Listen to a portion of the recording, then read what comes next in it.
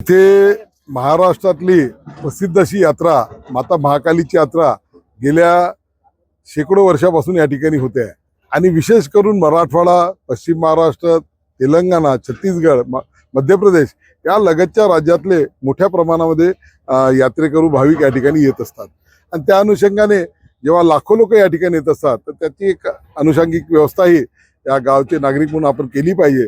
मी या ठिकाणी कमिशनर साहेब आहे, आम्ही सगळ्यात हा परिसर पाहिला। गेल्या काही वर्षापासून आपण सातत्याने इथे ज्या सुखसुविधा पाहिजे, डेव्हलपमेंट पाहिजे त्याच्याकडे लक्ष देत ही यात्रा चांगली करण्यासाठी इथे आपण करतोय आणि त्याच्याच अनुषंगाने जे काम चालू आहे, जे चालू असलेले कामं आणि पुन्हा नव्यानं आपल्याला काही करता येईल का लोकांच्या सोयीसुविधासाठी त्याची पाहणी केली।